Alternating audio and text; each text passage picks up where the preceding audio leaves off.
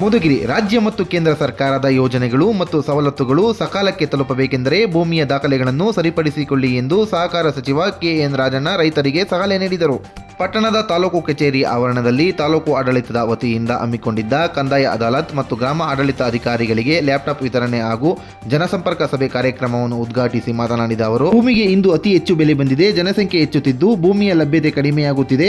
ಭೂಮಿಯ ಹಕ್ಕು ಸರಿಯಾಗಿ ನಮೂದಾಗುವ ರೀತಿಯಲ್ಲಿ ನಿಮ್ಮ ದಾಖಲೆಗಳಿರಲಿ. ಇದರಿಂದ ತಕರಾರು ಬಂದು ಕೋರ್ಟ್ ಕಚೇರಿ ಅಲೆಯುವುದು ತಪ್ಪುತ್ತದೆ ಎಂದರು. ಈ ಸಂದರ್ಭದಲ್ಲಿ ಅಪರ ಜಿಲ್ಲಾಧಿಕಾರಿ ತಿಪ್ಪೇಸ್ವಾಮಿ, ಉಪವಿಭಾಗಾಧಿಕಾರಿ ಗೋಟೂರು ಶಿವಪ್ಪ, ತಾಲೂಕು ದಂಡಾಧಿಕಾರಿ ಶಿರೀನ್ ತಾಜ್, ಪುರಸಭಾ ಅಧ್ಯಕ್ಷ Manjunath, DYSP Manjunath, EO Lakshman, BO Hanumantharayappa, Madhusudan, ಅಧಿಕಾರಿಗಳು, ಸಾರ್ವಜನಿಕರು, ಕಾಂಗ್ರೆಸ್ ಮುಖಂಡರು ಹಾಜರಿದ್ದರು. ಜಯ ಭಾರತ ಜನನಿಯ ತನುಜಾತೆ, ಜಯ ಹೇ ಕರ್ನಾಟಕ ಮಾತೆ, ಜಯ ಭಾರತ ಜನನಿ. ನಾಡಗೀತೆ ನಾಡಿದಂತಹ ರದಲೆಯವರಿಗೆ ಧನ್ಯವಾದಗಳು. ಈಗ ತಾಲೂಕು ಆಡಳಿತ ವತಿಯಿಂದ ಕಂದಾಯ ಅದಾಲತ್ ಕಾರ್ಯಕ್ರಮವನ್ನು ಏರ್ಪಡಿಸಿದ್ದು, ಈ ಒಂದು ಕಾರ್ಯಕ್ರಮದಲ್ಲಿ ಹಾಸನಾಗಿರತಕ್ಕಂತಹ ಎಲ್ಲ ಗಣ್ಯರಿಗೆ ಸ್ವಾಗತ ಮಾಡಲು ನಮ್ಮ ಯುವ ಸಾಹೇಬರು ಮಾಡಬೇಕಂತ ಈ ಮೂಲಕ ಕೇಳ್ಕೊಳ್ತಾ ಇದ್ದಾರೆ.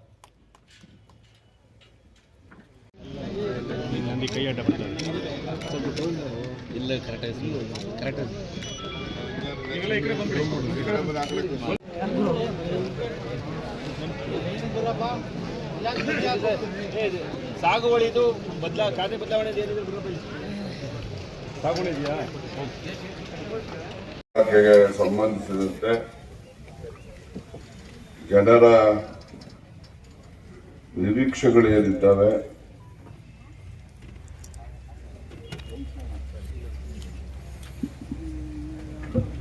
ಹಾಗೂ ಅವರಿಗೆ ಆಗ್ತಕ್ಕಂಥ ಕಂದಾಯ ಇಲಾಖೆಗೆ ಸಂಬಂಧಿಸಿದ ದಾಖಲೆಗಳ ಬಗ್ಗೆ ಮಾಹಿತಿಯನ್ನು ಕೊಡ್ತಕ್ಕಂಥದ್ದು,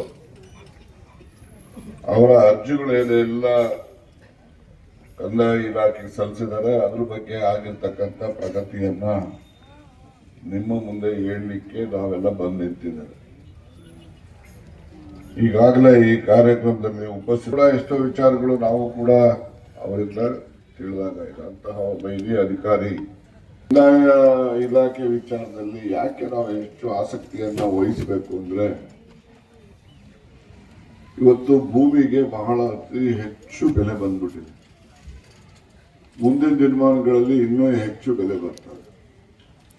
ಕಾರಣ ಭೂಮಿ ಇರ್ತಕ್ಕಂಥದ್ದು ಎಷ್ಟಿದೆಯೋ ಅಷ್ಟೇ ಇರುತ್ತೆ.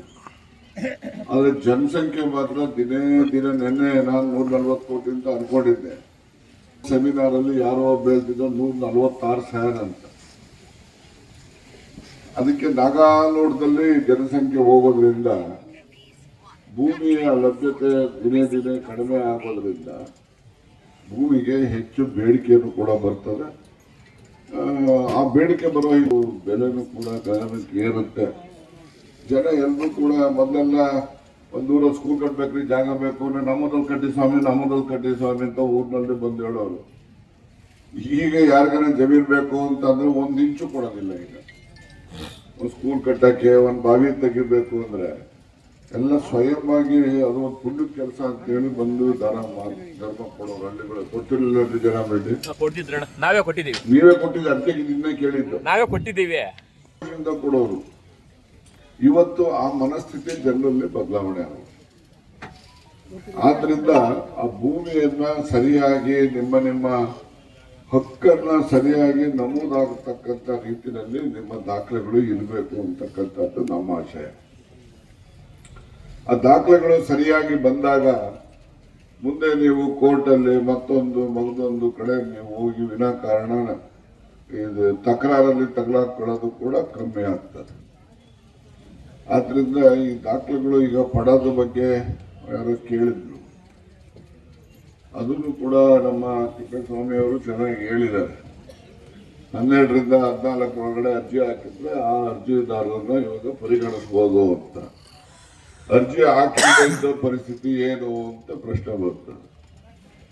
ಅರ್ಜಿ ಹಾಕದೇ ಇರೋರಿಗೆ ನಾವು ಸರ್ಕಾರದಲ್ಲಿ ಚರ್ಚೆ ಮಾಡಿ ಇನ್ನೊಂದು ಅವಕಾಶವನ್ನ ಕೊಡುವಂತ ಕೆಲಸ ನಾನು ಮಾಡಿಸ್ತೇನೆ ಅಂತಕ್ಕಂಥದ್ದನ್ನ ಈ ಸಂದರ್ಭದಲ್ಲಿ ಹೇಳಲಿಕ್ಕೆ ಬಯಸ್ತೇನೆ. ಮತ್ತೆ ಈ ಬಗರು ಕುಮ್ಮು ಅರ್ಜಿಗಳೇನಿದ್ದಾವೆ, ಬಗರುಕುಂ ಅರ್ಜಿಗಳದ್ದು ನಾವು ಅಧಿಕಾರಿಗಳನ್ನ ದೂಷಣೆ ಮಾಡ್ತಕ್ಕಂಥದ್ದಲ್ಲ.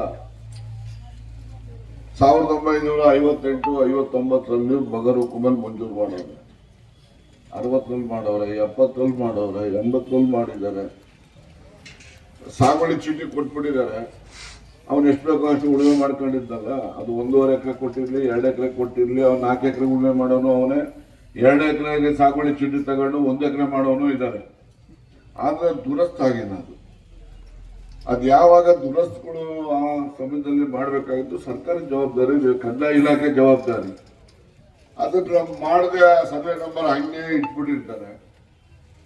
ಇವರು ಸುಪ್ರೀಂ ಕೋರ್ಟಲ್ಲೋ ಮತ್ತೊಂದು ಕೋರ್ಟಲ್ಲೋ ಏನೋ ಆದೇಶ ಬಂತು ಅಂತೇಳಿ ಅವೆಲ್ಲ ಅರಣ್ಯಕ್ಕೆ ಸೇರಿದ್ದು ಅಂತ ಬರ್ಕೊಂಡು ಅವತ್ತು ದುರಸ್ತ ಆಗಿದ್ರೆ ಇವತ್ತು ಆ ಪ್ರಶ್ನೆ ಬರ್ತಿರ್ಲಿಲ್ಲ. ಅದರಿಂದ ನಮ್ಮ ಸರ್ಕಾರದ ತಪ್ಪು ಇದೆ ಅಂತಕ್ಕಂಥದ್ದನ್ನು ನಾವು ತಿಳ್ಕೋಬೇಕು.